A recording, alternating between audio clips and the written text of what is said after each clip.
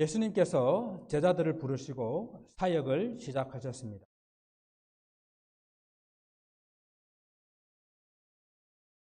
예수님의 공생의 기간 동안에 하신 사역을 크게 세 가지로 요약된다고 이렇게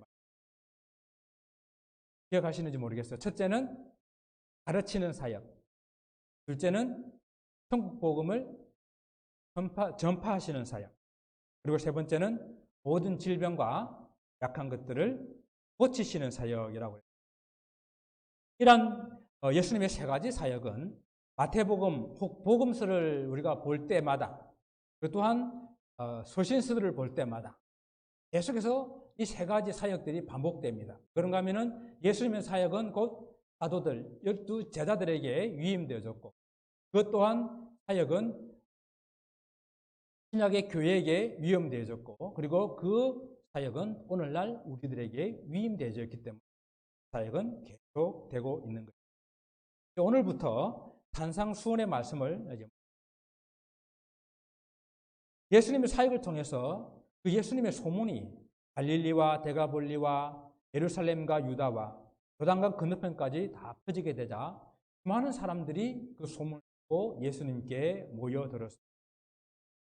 오늘 본문의 말씀은 수많은 사람들이 예수님께 모여온 것을 보시고 예수께서 산 위로 올라가 앉으시고, 그리고 제자들이 예수님께 나옴으로 본문을 시작합니다. 그때 예수님께서 입을 열어 가르치십니다. 산 위에서 가르치신 그런 교훈의 말씀이기 때문에 이 말씀을 산상수훈이다 혹은 산상보훈이다 라는 이름으로 우리가 알고 있죠. 누가복음에서는 이 말씀이 평지에서 이렇게 설교를 했기 때문에 평지설교다라고 이름 붙은 거. 산 위에서 불렀어요. 산상수훈이다라고 이렇게. 예수께서 오르신 산이 정확하게 어떤 산인지는 우리가 잘 모르지만 일반적으로 갈릴리 호수 북쪽에 있는 나지막한 그 산으로 이해를 합니다. 예수께서 산 위에 올라가 앉으시고, 그리고 제자들이 예수님께 나왔을 때에 예수님이 입을 열어 가르쳤다라고 말합니다. 이 모습, 마태복음에서 지금 기록하고 있는 이 모습은 전형적으로 랍비나 훌륭한 스승들이 제자들에게 말씀을 가르치는 그런 모습이에요. 그러니까 마태는 오늘 이 예수님의 이 가르치는 이 말씀에 어떤 권위를 부여하고자 예수님께서 훌륭한 랍비처럼 그렇게 자리에 앉으시고, 그리고 제자들이 나와서 서서 그 말씀을 듣는 그런 모습으로 이 그림을 보여요. 유대 전통이었습니다. 또 한 가지는 지금 산에서 말씀을 가르치는 이 모습이 마치 모세가 시내산에서 하나님의 십계명을 받아가지고 내려와서 그 십계명을 사람들에게 선포하는 것처럼 하늘의 복음을 지금 예수님께서 산 위에서 선포하시는 그런 모습으로 이 그림을 그리고 있는. 이 산상수훈은 마태복음 5장에서부터 7장까지 계속돼 그 산상수훈 가운데에 오늘부터 살펴볼 팔복은 산상수훈의 서문이다라고 말합니다. 이 서문에서 오늘 그 팔복 중에 또 심령이 가난한 자가 받는 복이 무엇인지를 우리 함께 보겠습니다. 주님께서는 먼저 심령이 가난한 자가 복이 있다라고 하셨습니다. 누가복음에서는 심령이라는 말이 없고 그냥 가난한 자가 복이 있나니라고 되어 있거든요. 그렇다고 한다면은 그냥 가난한 것과 심령이 가난한 것과는 어떤 차이가 있을까요? 큰 차이가 있는 것 같습니까? 우리가 그냥 가난하다 그러면은 물질적으로, 경제적으로 가난하다라고 이렇게 우리가 이해를 하게 됩니다. 그러면 오늘 이 말씀을 예수님이 누가복음에서 하신 이 말씀을 우리가 생각해 보게 되면은 지금 예수님 앞에 나와 있는 그 많은 사람들 앞에 육신이 지질하게 가난한 그런 사람들 앞에 가난한 너희들이여 복이 있다라고 이렇게 말씀하시는 그런 모습은 아닐 것 같아요. 왜냐하면 성경은 가난 그 자체가 축복이라고 말하고 있잖아요. 잠언 말씀에서도 가난이라고 하는 것은 사람의 게으름으로 말미암아 찾아오는 악이라고 그랬어요. 유대인들은 또한 철저하게 이 가난은 하나님의 계명을 지키지 못함으로 말미암아 받은 하나님의 저주라고 생각을 하고, 또한 성경은 어떤 사람이 천국에 가고 천국에 가고 천국 가지 못하는 이런 이야기를 가지고, 부자는 천국 가지 못하고 가난한 사람은 천국 간다. 부자와 나사로 이야기를 가지고 그런 어떤 이원론적인 그런 이야기를 하고 있는. 그래서 우리가 이 누가복음에서 말하고 있는 이 가난함이라고 하는 것은 이 구약 성경 전체의 어떤 그런 배경에서 이해할 필요가 있는데, 가난하다 하게 되면 우리가 1차적으로 생각되는 것이 물론 경제적인 물질적인 그런 어려운 상태를 말합니다. 그러나 이것은 또한 동시에 성경의 많은 부분에서 어떤 비유를 나타내게 되는데, 영적인 어떤 자세를 말할 때 사용하고 있습니다. 예를 들어서 시편 86편 1절 말씀을 보게 되면 이런 말씀이 있습니다. 여호와여, 나는 가난하고 궁핍하오니 주의 귀를 기울여 내게 응답하소서. 이런 하나님을 향한 그런 절규를 표현하고 있는 구절이 나와요. 여기서 가난하고 궁핍하다는 그런 표현은 경제적으로 물질적으로 가난함을 의미하는 것뿐만 아니라 자신의 그런 영적인 그런 고갈함을 가지고 하나님의 도움 없이는 전적으로 이 무력한 그런 자신의 겸손함과 연약함을 하나님 앞에 아뢰면서 하나님만이 도와줄 수가 있습니다 하는 하나님의 전적인 신뢰를 표현하는 그런 어떤 말씀. 그래서 이 마태복음에서 심령이 가난하다라고 하는 것, 그리고 누가복음에서 그냥 가난하다라고 하는 이것이 큰 차이를 가지고 우리가 이해한다라는 것. 심령이 가난하다고 해서 꼭 영적인 것, 어떤 이런 것만 생각하고, 또 그냥 누가에서 가난한 자라고 했을 때 어떤 물질적인 경제적인 그런 것만 생각하는 그런 차원이 아니다라는 이야기죠. 예수님께서 구약 성경의 배경 가운데서 가난한 자는 복이 있다라고 한 이것을 누가는 그대로 기록했는데, 마태복음은 예수님이 하시는 그 말의 참된 의미를 한 번 더 생각해가지고, 예수님은 여기에 정말 사람들의 총체적인 어떤 그런 부분들을 살펴서 심령이 가난한 자라고 이렇게 표현한 것이 아닐까 이렇게 생각합니다. 그래서 오늘 우리는 이 심령이 가난하다라고 하는 것, 우리가 가난하다고 하는 것이 어떤 의미인가? 심령이 가난한 사람은 어떤 사람인가? 우리가 한번 생각할 필요가 있습니다. 여러분, 가난을 어떻게 정의할 수 있을까? 여러분은 가난하십니까? 아니면 부자십니까? 가난하다는 말을 이렇게 사전적인 정의로 찾아보게 되니까 생활이 넉넉하지 못함 이렇게 표현되어 있어요. 애매한 이야기예요. 얼마 정도면 생활이 넉넉하지 못한 거예요? 얼마를 가져야, 얼마를 또 못 가져야 생활이 넉넉하지 못한 것인지 그 기준을 정하기 상당히 어려워요. 그뿐만 아니라 정말 넉넉하지 못한 것이 아니라 이 세상 가운데는 정말로 없는, 절대적으로 가난한 사람들도 너무도 많이 있고, 세계은행에서 절대적 빈곤의 기준을 하루에 수입이 1.9불, 2불이 안 되는 사람, 하루 수입이, 그런 사람을 절대 빈곤층이라 이렇게 정의를 내렸습니다. 근데 사실 이거 하루에 2불을 안 되는 돈을 벌어가지고 사는 것 불가능할 것 같잖아요. 그래서 사람들은 그렇게 2주불이 안 되는 그 돈으로 사는 사람을 빈곤한 사람이라고 이렇게 정의를 했는데, 사람들은 그 기준이 너무 낮다. 적어도 3.2불이나 5.5불 정도를 올려가지고 그 정도도 못 버는 사람을 빈곤이라고 하고, 이 사람 세계 나라에서 그런 빈곤층을 도와야 된다라고 주장하는 사람들이 있어요.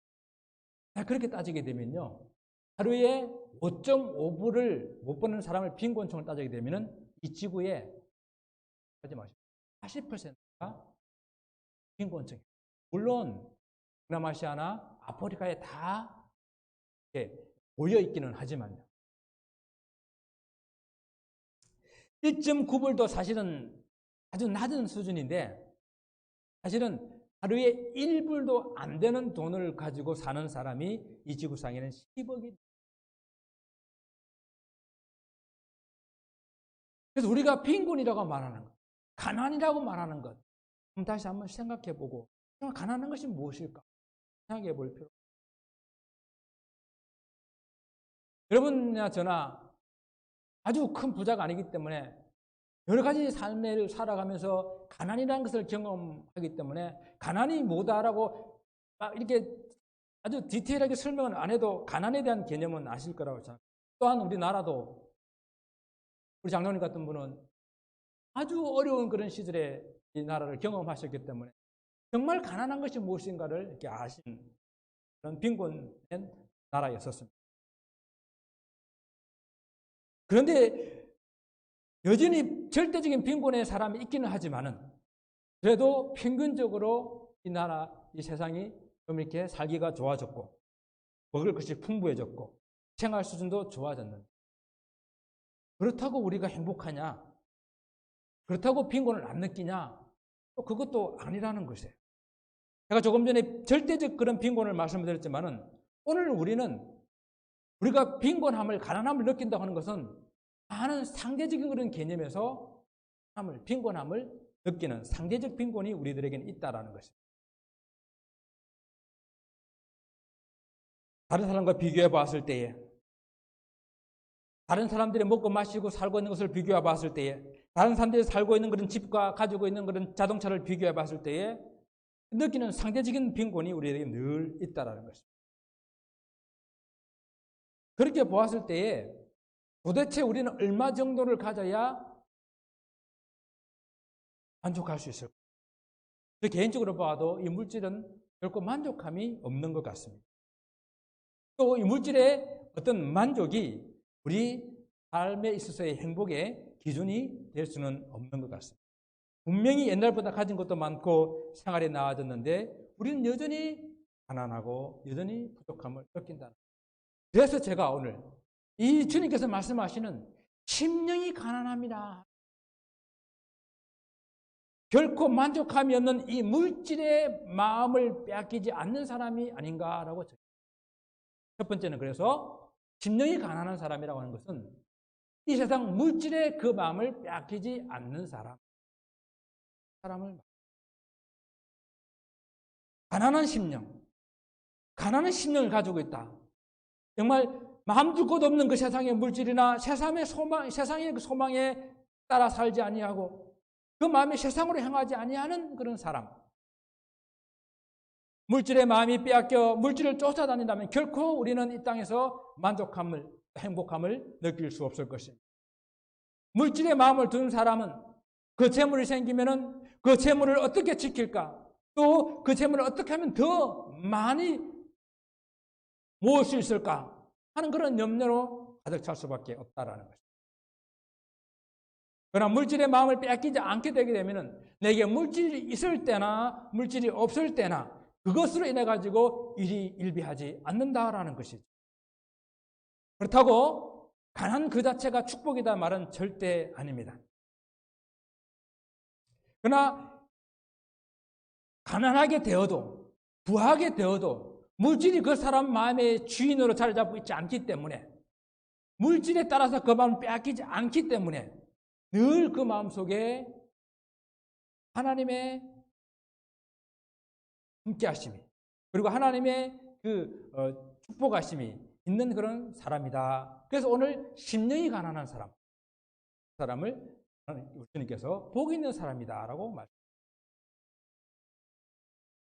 그럼 두 번째는 이 하나님의 축복을 알고 그리고 겸손한 사람이 심령이 가난한 사람이 아닐까?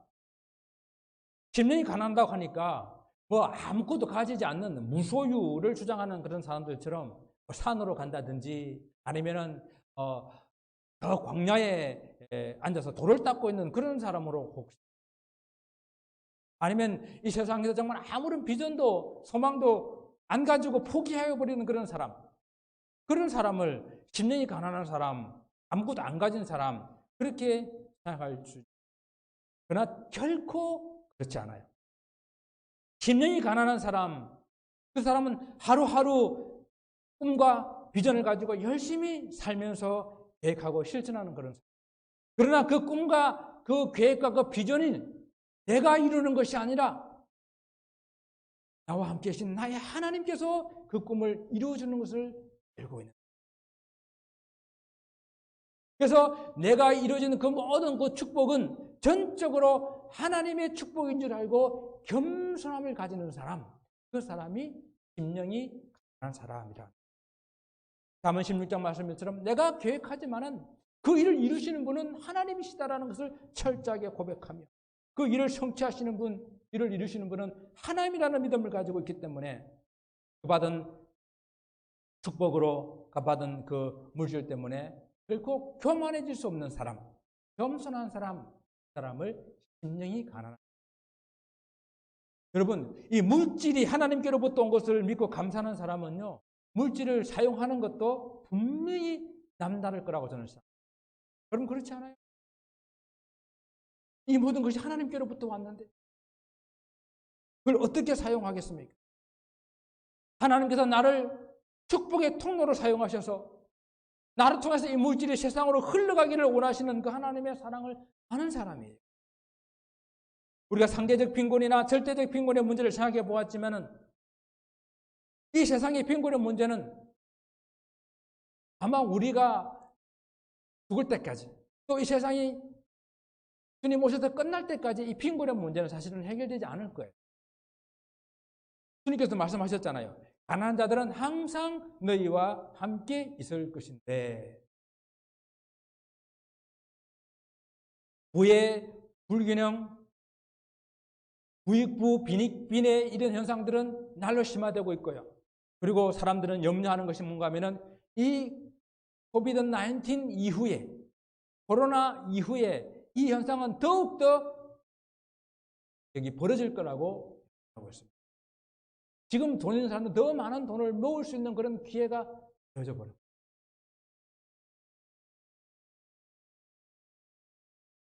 그렇다고 한다면은 이 가난한 자들에 대한 우리의 삶의 태도가 중요하다고 생각합니다.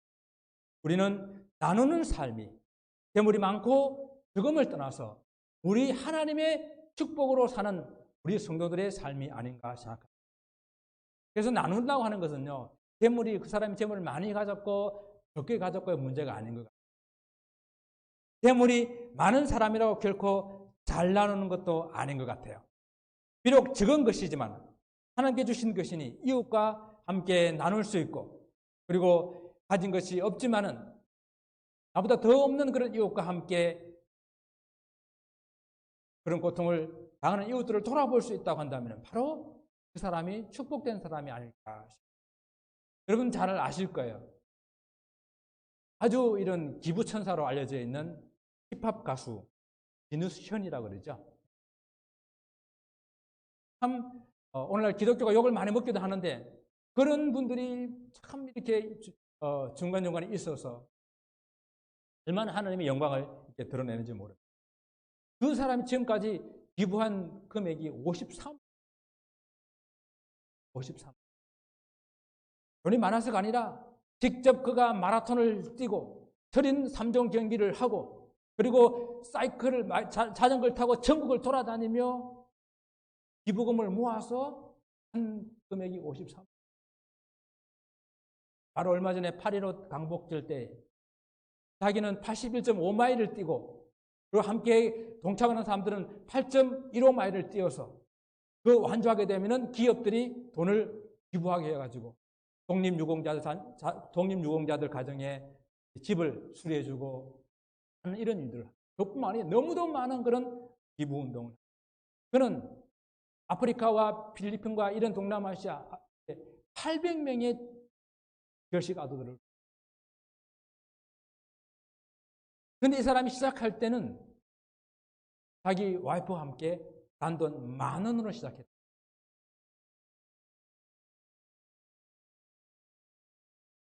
우리가 잘 아는 테레사 수녀님도 나눔은 우리를 진정한 부자로 만들며 나눈 행위를 통해 자신이 누구이며 또 무엇인지를 발견하게 된다.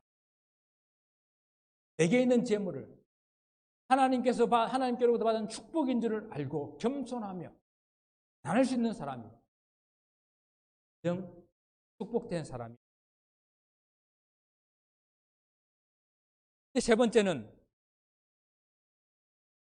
총체적으로 파산돼서 정말 하나님만 바라볼 수밖에 없는 그런 사람이 오늘 심령이 가난한,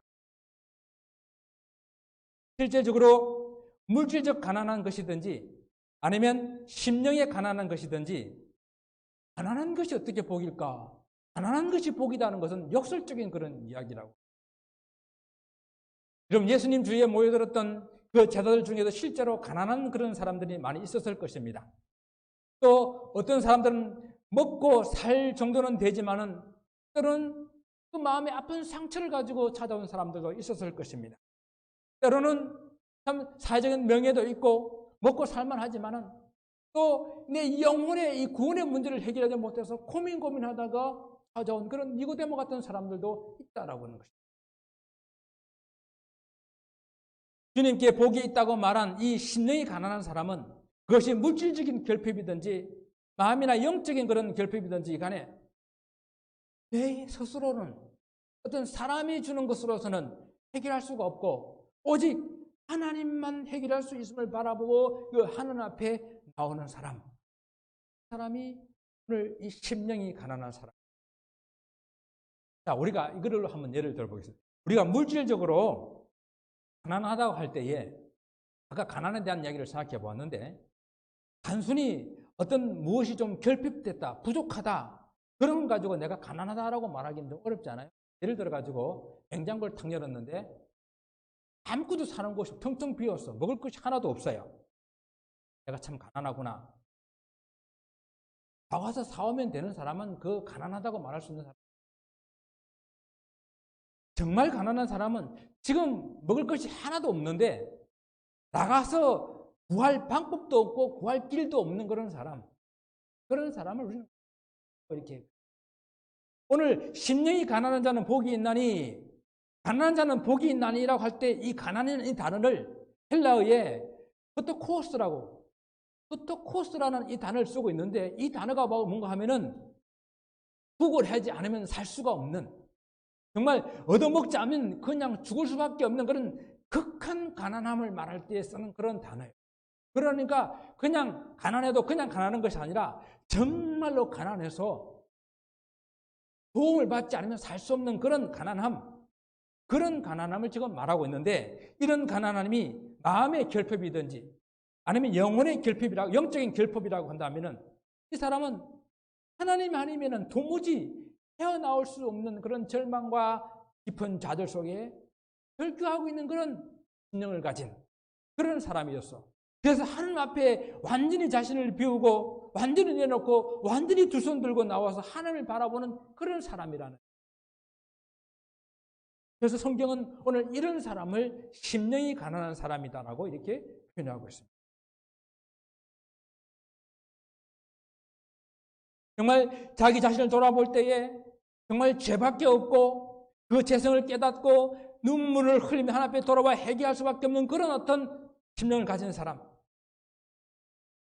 그래서 사도 바울은요, 자기의 모든 것들을 다 배설물로 버리고 그리고 주님을 따라감에도 불구하고 그 마음속에서 나는 그런 영적 갈급함 때문에 그런 절규합니다. 오라 나는 공고한 사람이로다.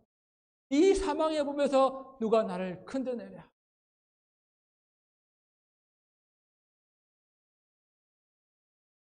바로 이런 절규를 하는 사람이 심령이 가난한. 오늘 주님께서는 이런 사람에게 바로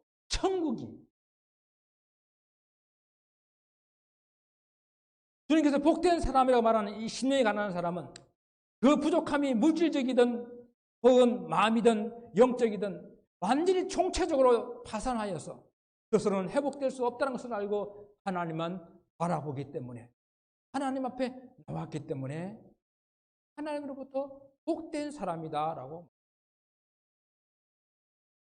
여러분, 심령이 가난한 사람이 복이 있다라고 하신 이유가 뭐라고 말씀드렸습니까? 천국이 바로 너희들의 것이다 라고 말씀하기 때문에. 지난주 제가 말씀을 드린 것처럼 마태가 천국이라고 표현한 것은 다른 복음에서 하나님의 나라라고 말하는 것과 동일하다고 그랬죠. 그래서 지난주에 말씀을 다시 한번 머리에 떠올려 보시기 바랍니다. 하나님 나라는 우리가 죽고 나면 가는 그런 어떤 장소적인 개념, 먼 훗날 그렇게 장래에 가게 되는 그런 어떤 개념이 아니라 현재라는 시간에 하나님의 다스림과 하나님 통치가 있는 곳, 그것이 하나님의 나라라고 말씀드립니다. 그래서 심령이 가난한 자들이 지금 복이 있다고 했는데 그들이 하나님의 나라 천국을 소유한다고 했는데 그 천국은 지금 심령이 가난한 그들이 지금 현재 누릴 수 있는 그런 복이다라고 합니다. 우리가 축복이라고 하게 되면은 외부로부터 어떤 것들이 채워지고 그리고 지금 마음이 공고하면은 그 마음의 어떤 공고한 그런 문제가 해결되고 어떤 이런 어떤 눈에 보이는 일단 이런 것으로 우리가 시작할 수가 있어요. 물질적 영적으로 파산한 사람이 받는 그런 축복, 그 축복이 하나님 나라라고 하게 되면은 하나님 나라 너무 좀 피상적이고 장래 먼 훗날에 일어나게 될 줄은 먼 날의 이야기같이 생각될 수도 있어요. 그러나 주님께서 말씀하신 하나님 나라는 장래에 영혼이 들어갈 그런 하나님 나라는 물론이고 그리고 지금 현재 심령이 가난한 사람이 지금 하나님을 바라보고 나온 그 지금 현재 얻게 될 그런 실제적인 축복을 말합니다. 주님께서는 하나님 나라가 여기 있다 저기 있다 할 것이 아니라 지금 하나님 나라는 너희 가운데 있다라고 말씀하십니다. 그리고 그것은 외부로부터 주어지는 것이 아니라 하늘로부터 주어지는 것이기 때문에 하나님의 가난한 그 심령, 가난한 심령 그 속에서부터 생겨나는 것이다라고 심령이 가난한 사람이 소유한 건 천국은 마음에서 어떤 물질을 이렇게 버리고 욕심을 내려놓고 마음이 텅 빈 그런 공허한 상태를 말하는 것이 아니라 오히려 그 빈 마음 속에 하나님께서 성령으로 가득 채워준 것을 말하는 그런 하나님의 나라예요. 성령이 가난한 사람에게 채워진 하나님 나라가 무엇이라고 사도 바울이 말하고 있는지 아십니까? 로마서 14장 17절의 말씀에서 하나님 나라는 먹는 것과 마시는 것이 아니요 오직 성령 안에 있는 의와 평강과 희락이다라고 말씀합니다. 심령이 가난하여 하나님만 바라보는 그런 사람들에게 주어진 그런 하나님 나라는 성령으로 말미암아 우리 심령덕에 의와 평강과 희락으로 가득 채워져 있는 그런 하나님의 나라. 그래서 이것은 사람이 주는 것과 같지 않다고 그랬어요. 그래서 우리가 복음 선가를 통해 가지고 우리는 이 주시는 이 평화는 세상이 줄 수도 없고 세상이 알 수도 없다고 우리는 그렇게 찬양하는 거예요. 심령이 가난한 사람이 축복을 받는 하나님 나라는 스스로 노력하거나 스스로 얻을 수 있는 그런 영역이 아님을 산상순을 통해서 계속해서 말씀해 주실 것입니다. 자신을 철저히 파산하여서 절대적인 도움 없이는 안 됨을 깨닫고 하나님 앞에 나오게 될 때에 그 하나님의 성령으로 그 심령 가운데 가득 채워주시는 그런 하나님의 나라임을 우리에게 말씀해 주실 것입니다.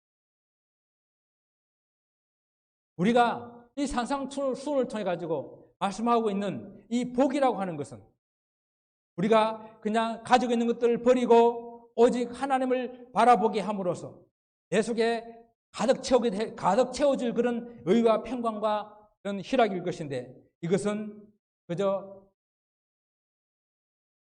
사도 바울이 말하고 있는 그런 개념과는 좀 다르게 우리 삶 가운데의 실제적이고 실천적인 그러한 것으로 우리에게 주어지게 됩니다. 그래서 저는 이 산상수훈이 단지 2000년 전에 예수님께 나온 그 제자들에게만 주어진 그런 또는 가르쳐 주신 그런 말씀이 아니라 오늘날 2020년 정말 유례없는 팬데믹이라는 이 시간을 살아가고 있는 그런 주님의 부르심을 받은 저와 여러분, 주님의 제자로 살기를 원하는 저와 여러분을 위해서도 주신 말씀이기에 오늘 우리도 주님, 나도 심령이 가난한 자 되어서 하나님 우리 주님께서 주시는 그 천국을 소유하기를 원합니다. 그런 기도 제목이 되기를 원합니다. 그럼 어떻게 하면 우리는 이 천국을 소유하는 그런 심령이 가난한 사람이 되겠습니까? 먼저 주님 앞에 나아가야 됩니다. 갈릴리 호수에는 수많은 사람들이 모여들었었어요. 거기에는 예수님께서 일으키시는 그런 기적을 맛본 사람들이 또 다른 기적을 바라보며 모여들었습니다. 그래서 주님께서 그들을 떠나 산으로 가실 때에 예수님을 따라 산을 오른 사람들이 이 복음을 듣게 됐다라는 겁니다. 예수께서 오르신 산에 따라 올라와서 예수님께 나온 그 제자들이 예수님의 12제자만이 아니라 많은 사람들이었을 것입니다. 이들은 기적을 바라고 모이던 그 무리로부터 나와서 예수님과 함께 산에 올라왔기 때문에 그 주님으로부터 기회를 얻은 것입니다. 주님께 나와야 기회가 있는 거예요. 주님께 나와야 천국 복음을 듣는 것입니다. 사랑하는 성도 여러분, 어떤 공고함이 있습니까? 어떤 어려움이 있습니까? 주님께 나올 수 있게, 주님을 만나는 장소로 나올 수 있게 바랍니다. 두 번째는 주님의 말씀을 그 마음에 품어야 합니다. 주님 앞에 나아가는 목적은 복음을 듣고 또한 주님의 말씀을 믿기 위함이거든요. 바로 믿음은 이 들음에서 난다고 그러지 않았습니까? 그러기 위해서는 주님의 말씀인 이 복음을 듣고 그리고 그 마음을 내 마음속에 품어야 합니다. 심령의 가난함을 이루기 위해서는 내 힘으로 안 되기 때문에 주의 말씀이 내 속에서 역사하도록 그 말씀을 품어야 하는 것이에요. 우리 주님은 말씀이 육신이 되어서 이 땅에 오신 하나님이십니다. 주님의 말씀을 우리 마음에 품게 될 때에 주님께서 내 속에 들어와 역사하시는 거거든요. 주님께서 내 속에 역사하시기만 한다면 바로 그것이 천국이 아닙니다. 마지막 세 번째는 주님의 말씀을 우리 삶으로 살아내야 됩니다. 주님의 말씀은 살아서 내 속에서 감동을 일으킬 때에 나는 그 말씀을 따라 살아낼 수 있어야 합니다. 작은 것이라도 실천할 때에 내 속에서 이미 이루어진 그런 하나님 나라가 세상으로 드러나게 됩니다.